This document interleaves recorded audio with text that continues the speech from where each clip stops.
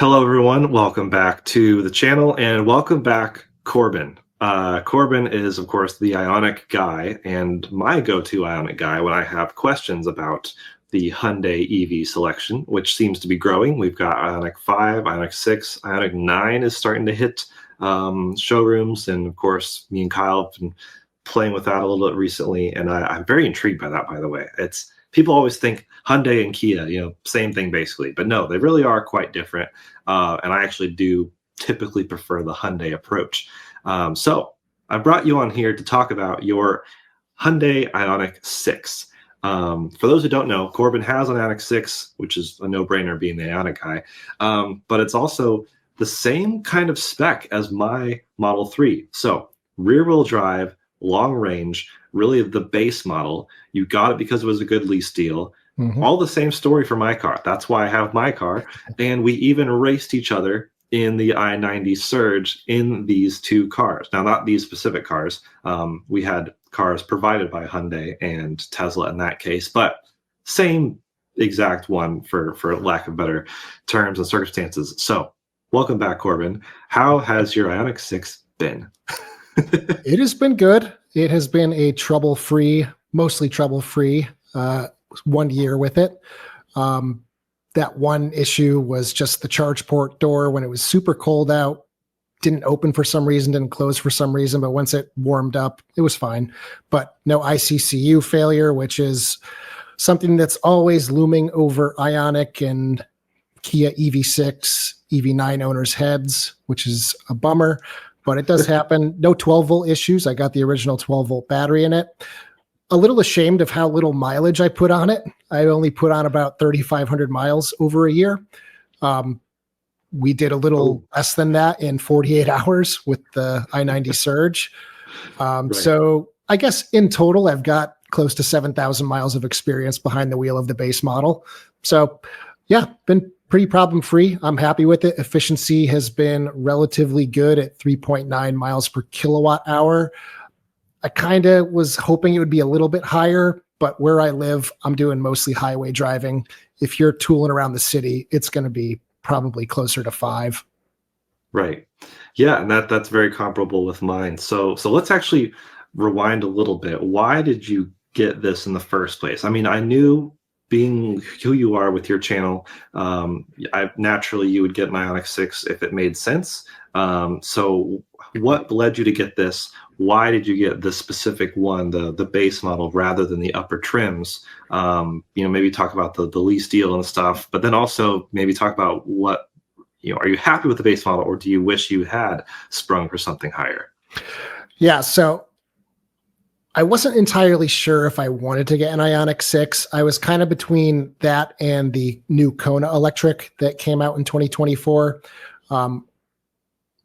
It just ended up working out that the Ioniq 6 lease deal was better than the Kona at about $320 per month.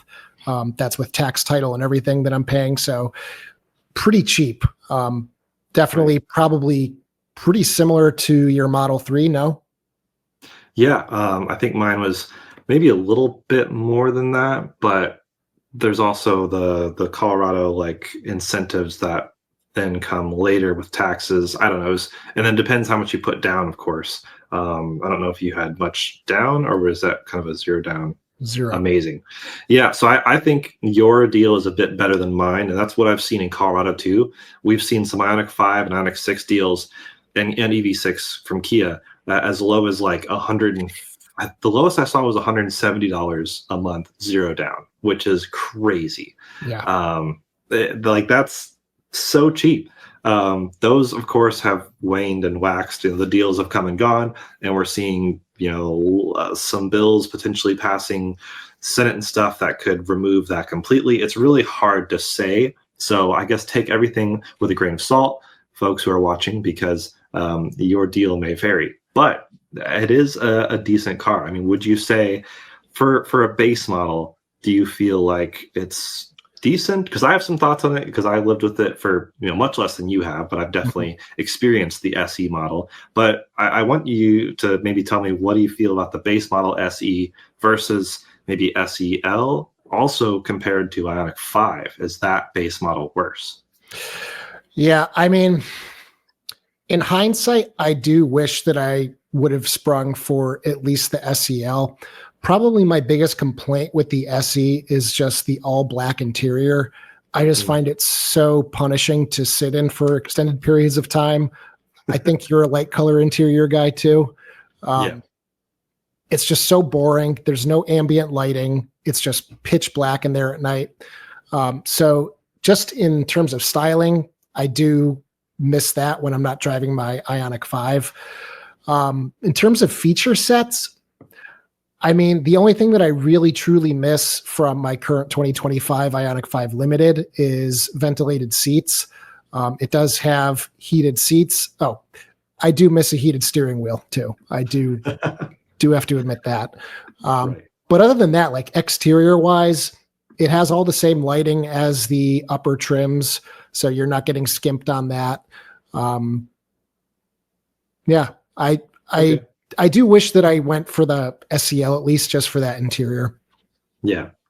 Yeah, I do have to say that's one thing that really impressed me with Tesla giving you heated and ventilated seats and heated steering wheel and, well, white interior is a slight upcharge, but it's still an option with the base model. So that's part of why I was so blown away by my base model, I guess.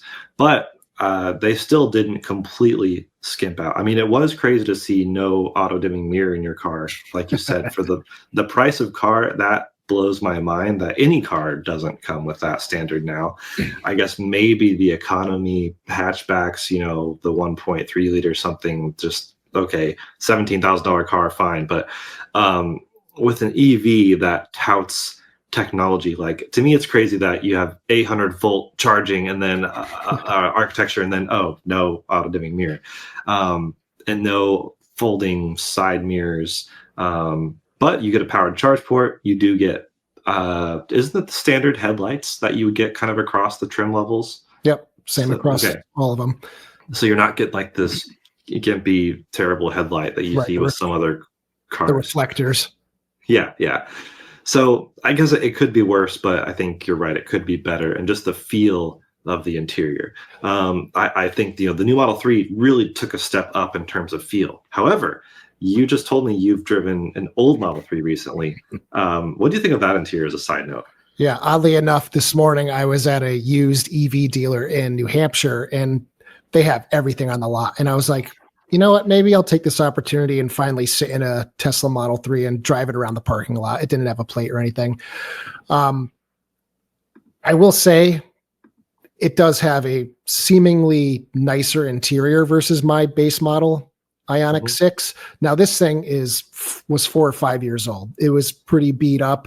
I don't know if this is common with Model 3s, but there was a huge gap between the door gasket and like the B pillar trim. I could literally see into the B pillar. I don't know if it's common or not, but it kind of was a little surprising. It does happen. I would say the Model 3 interior has always been made fun of as being very Spartan, maybe to a fault, but also some build quality issues. They've really figured it out by now, but early Model 3s, like the one you were driving, I think was more prone to build quality problems.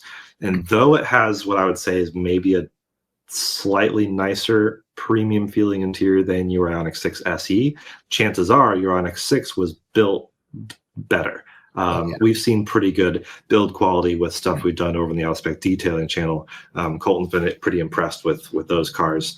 And in fact, he has an EV6 on a EV9 right now because, the Korean cars are pretty rock solid.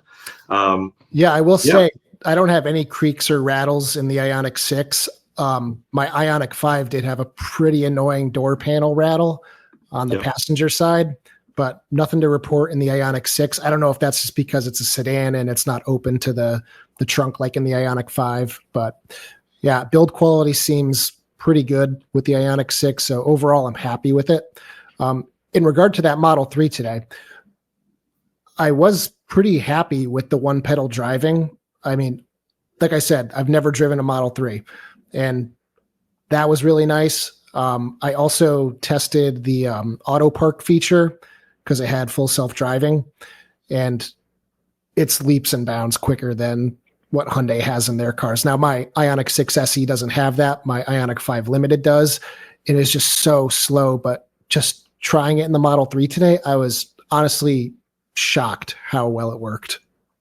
Yeah, I have to give the nod to Tesla with their ADAS features. Although it is annoying that autopark is within FSD and not separate. Some other cars I feel Right. like have autopark as maybe a cheaper option or even built in for free. I do think that's wild that that costs so much because, well, FSD costs a lot. I think it's more worth it because FSD literally does drive you start to finish, whereas autopark just feels like a bit more of a basic feature. But I think you're right, their implementation is really pretty solid. But HDA I think is pretty solid. That's one of my favorite systems to experience from the non-Tesla companies because they're just pretty solid lane centering. And which HDA does this have, the SE? It has, I think it's technically 1.5, but they refer to it as 1. So it just doesn't have the machine learning for keeping the car to one side of the lane when you're coming up on a truck or something. It just doesn't do what you would want it to do necessarily. Yeah, so it still is lane centering, but it's like relatively dumb lane centering.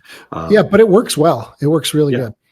Yeah. So yeah, let's talk about the Surge really quick. You and I were on that epic adventure, and so that's why we are arch nemesis, is because there's our two cars next to each other. For those watching, yeah, you had a great team. I had a great team. I think we both had a pretty good time. Dealing with long distance. I know you haven't done a ton of miles on your Ioniq 6, but just how is that in terms of road trip comfort, quality, and do you plan on road tripping your car very much? I will say after 48 hours, my butt was a little bit sore. I think no matter how comfortable your seats are, you're probably going to have some soreness. But in terms of being in it for that long,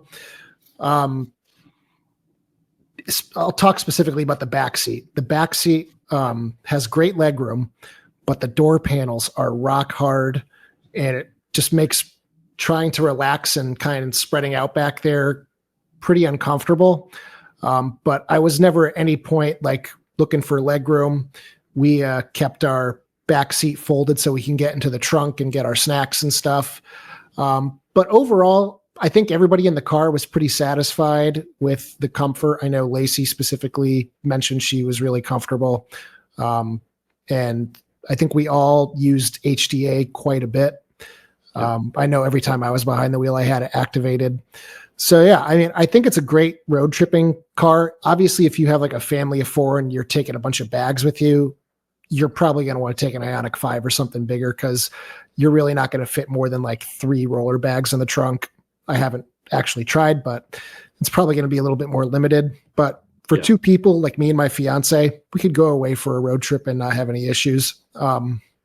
I am thinking of doing a road trip this summer in it to really put some miles on it quickly, since I'm going to be turning it in next April. And I'm not even going to put my yearly allowance on the car in 2 years at this rate. So I want to kind of get my money's worth out of it. So I'm thinking of doing a trip down to Dallas. I've never really been through the deep South, so I think that would be interesting. Plus, it seems like they are installing a ton of EV infrastructure there where it was kind of lacking for a long time.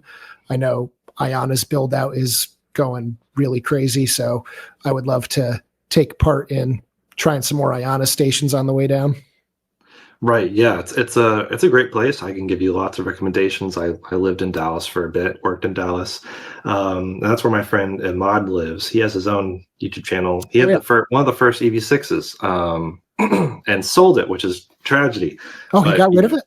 Yeah, he can't keep cars to save it. He kept that car longer than any car he's ever really kept. So props to him for keeping it to some extent, but he did put a lot of miles on it. Like he actually used it, which is cool. So maybe it's worth still connecting you guys. But yeah, it's I think that would be a pretty fun road trip, pretty intriguing to see what you think. And I'm really glad they didn't skimp out on, not even letting you have HDA on this. Cause like how far could they have gone for bare bones? I mean, we've seen the Slate pickup, unveiled recently. It's like, okay, you can go pretty far to remove features. But yeah, I think, we both, the fact that we both finished the Surge feeling pretty decent about ourselves. No one assumed we'd have massaging seats in these level of cars. I was kind of jealous of those who did, because after 15, 20 hours, that would have been really nice. But I do, yeah, I am glad the Model 3 had ventilated seats. I had those turned on pretty much the entire time. And that was, I guess, a bit disappointing to get into the SE Ioniq 6 to find cloth seats. But I think, to your point, I agree with the fact that cloth seats shouldn't be considered bad. I think plenty of cars have really great cloth seats. We've have more modern cars recently. And I was just in China checking out the Firefly EV, which has basically some level of cloth on every trim. And it felt premium. Like, you can make cloth feel good. So I hope we get past that era of like caring excessively about leather, especially now that everyone's removing kind of the animal version of leather. So let's bring back really quality cloth fabrics and fit and finish and feel. I think that'd be great. Yeah, I mean, people pay thousands of dollars for bespoke suits that are made out of fabric. They're not getting leather-made suits. Right. And like, I just saw photos of the Ioniq 9 from a local dealership, and I think it's on the SE trim. It still has cloth seats, but it's a really nice heather gray. It's not boring looking. Yeah. There's a place for it. Yeah, exactly. Let's also talk really quick about snow, because that's a common question I get about my car. And I'm guessing you've got a lot of people asking about that with your car, because notably we have the two-wheel drive variants, the rear-wheel drive, which, we kind of grew up to think, oh, you wouldn't want that in the snow. But tell me about the tires you're using, and how did you feel in snow if you did much driving? So I did a little bit of snow driving. I did one video on my channel where I took it out in maybe 3 or 4 inches of snow just to test it out. And I was happily surprised. It's on the stock, I want to say Hancooks. So just standard all seasons, nothing to write home about. I considered putting winter tires on them, but with as little driving as I've been doing with it, I didn't think it was worth it. But I was blown away with how well it drove in the snow. And I've driven probably 3 or 4 different front wheel drive gas cars back in the day where I grew up. And I mean, the difference is night and day between how an EV handles in the snow versus one of those gas cars. Granted, this is rear wheel drive versus front wheel drive, but just that 50-50 weight distribution, keeping it down low, it's just cutting through that snow so easily. I stopped it on a pretty steep hill. I would say maybe a 5% grade. From a stop, it made it up no problem. I don't know what your experience is with yours. Yeah, no, similar. Instant torque with electric motors is a perk across the board. Obviously, it gets headlines with, straight line speed, but also it means really, really precise dynamic traction control. I think both of our cars have really good traction control systems. So 0 problems on my end either. I did try mine with snow tires as well, and very, very good. I mean, I think as people are starting to realize, tires carry more weight than I'd say anything, more than drivetrain. So a rear-wheel drive with snow tires, I'd feel more confident than some all-wheel drives with all seasons. And yeah, that was my experience. 0 issues. Maybe occasional moments where I'm like off a road, like maybe kind of on like a gravel side area where it's like some snow, maybe some of it's a bit melted. Like if you lose any level of grip, then even creeping won't necessarily help. And then in that case, it would have been nice to have a secondary axle, 2 more wheels driven to get me out of the situation. But in general, really pretty solid. So yeah, part of the reason why I wanted to get the rear wheel drive was big range figures, but also just to show people that you don't need all wheel drive. And I think, like you mentioned, a lot of people think that it's the bare minimum if you live somewhere where it snows, and you really don't, especially with a lot of people that work from home now. Like, how many times a year does it actually snow? Around here, it's maybe 5, 6, 7 times a winter where you get actual accumulating snow that you have to go out and drive in. So, I mean, for me personally, I don't have to go out in the snow if I don't want to. So rear wheel drive is fine for me. Honestly, I kind of wish I got the rear wheel drive Ioniq 5. Right. Yeah, you don't really need both axles. The power is a little nice. I find the rear wheel drive, I found it to be just a little bit slow for my liking, but plenty for, I'd say, most anyone. Maybe we're just ruined by the more power. I think I am, for sure. Yeah. What's the 0 to 60 time on the base Model 3? I think it's right about the high fours, like Oh 4.9, wow. maybe. Okay, Yeah. so it's significantly quicker than the Ioniq 6. Yeah, it's impressively. I think it's about a hair under 300 horsepower, maybe, because that was a big reason why I was excited to get my long range rear wheel drive because the standard range rear wheel drive they had, the LFP pack, also had a bit less power, Mhm. and so I think mine was like a really sweet spot. Anything 5 seconds or below is like actually quick. So it's never left me really wanting for more. And now that I have I added some buttons to my car so I can turn off traction control completely, go to drift mode. Like that makes it a lot of fun. Rear wheel drive little missile Mhm. thing. Um, us having the long range cars it is great. I think that was a perk for mine as well. My EPA range I think was like 363. Yours is about the same, I think. Yep, Pretty close. 360. Yeah, so that means what I'm excited to have you road trip yours because the racing situation we were in feels totally different than my actual road trips I've done. Where I'm in San Diego right now, road tripping out here was a breeze. I had headwind, I have rain, I had all sorts of adverse conditions. I still ended the trip with I think 4.1 or 4.2 miles per kilowatt hour. Um, and I could do long stretches far longer than I could actually do. So there actually was maybe one or two stops where I didn't charge at all. Really? It was just I need to stop. The dogs need to get out and run around. Like it was like the cars can officially go further than we can. I think in most cases. Right. So yeah, you said we'll touch on your efficiency again. You said lifetime average was like high three, almost four. 3.9. Okay, but you've done a recent, I think, shorter road trip where it was a bit over four. So Yeah. I'm definitely curious how Dallas, if you do that, what those stats would be. I think that'd be pretty interesting. Yeah, I like when we did the I-90 surge, we were pedal to the metal the entire time, and the Ioniq 6 only averaged 3.4 miles per kilowatt hour, and your Model 3 was still over 4, I think. Yeah, So it seems that the speed really hits the Ioniq 6 more than the Model 3. So I know once you get further down south, the speed limits do increase. Up here in the Northeast, it's like 55 or 65 in most areas. But once you get down there, it's probably 70, 75. yeah, I mean, the car charges so quick, I'd probably keep my speeds up and just charge a little bit more frequently, kind of like on the surge versus slowing down just to get slightly better efficiency. But as you said, like as I'm getting older, I can only hold my bladder for so long on a drive. right. Yeah, I think but even around like you said around town is where the efficiency is really nice. I mean, you're seeing close like high fours, maybe even into five. I'm seeing the same thing. I did like 70 or no, I did 200-mile drive the other day because I was driving Oceanside to what was it, Bakersfield, 200 miles on the nose, and it was 5.2 miles per kilowatt hour, and it was relatively, nothing was above 70 really. It was all in like the 50s and 60s for the most part, especially in the traffic in LA. But it was like, oh, if I don't go fast, this car feels like it can go forever. I think the same goes for yours. These companies have figured out how to make really efficient motors.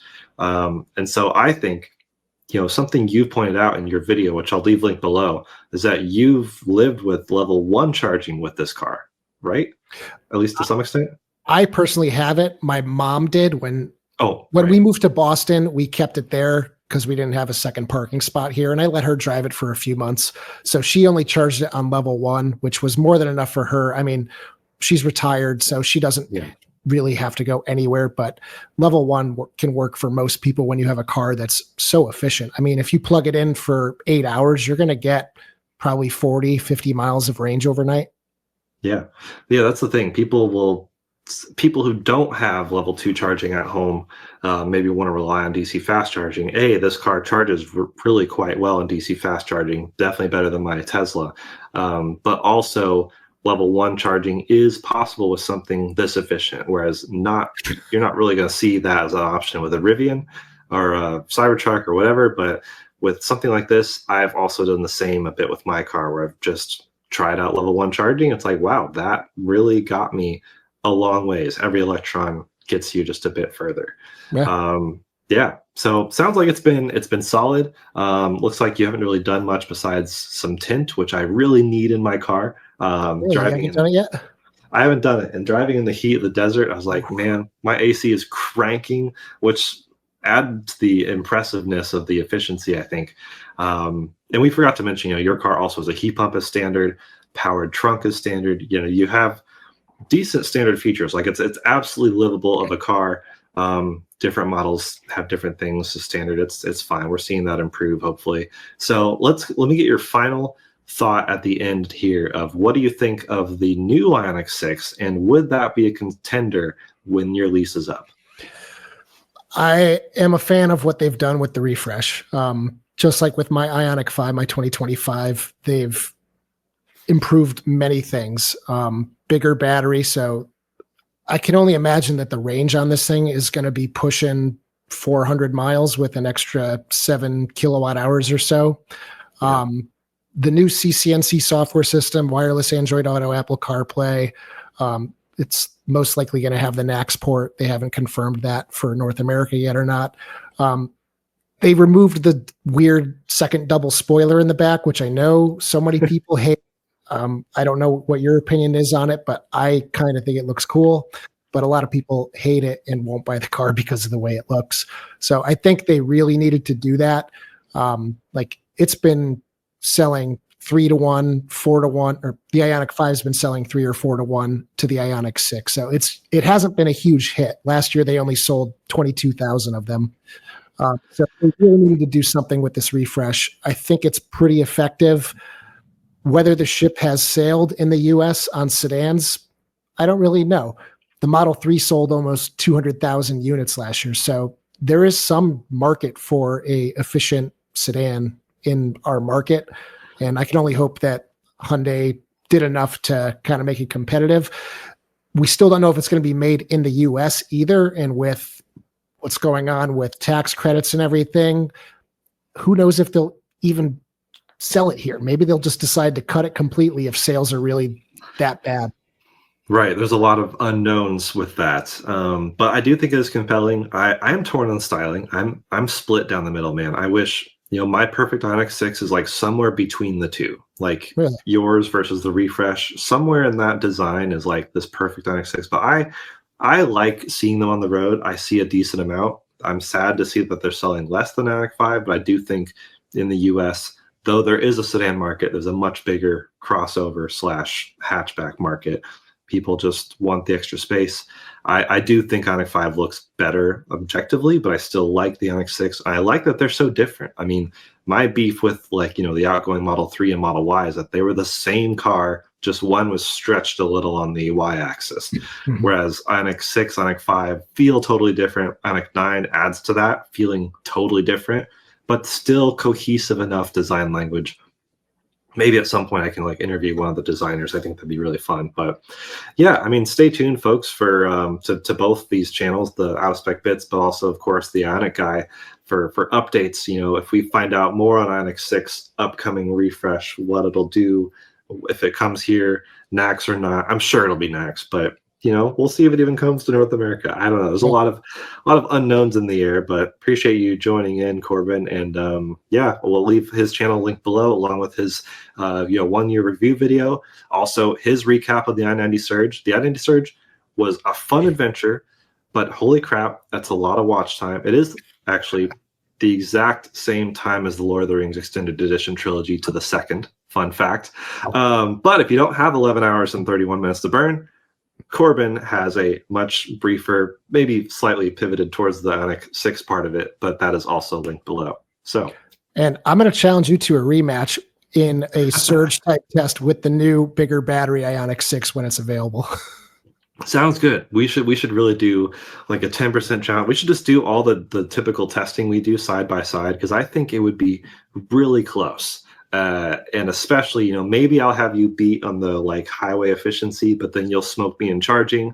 I mean, that would be really interesting. So yeah, I don't know. Leave your thoughts down below, guys. If you think we should do something really specific, maybe even work in, a fast food restaurant, as far as our like ending goal. I'm sure we have our opinions on which ones are the best.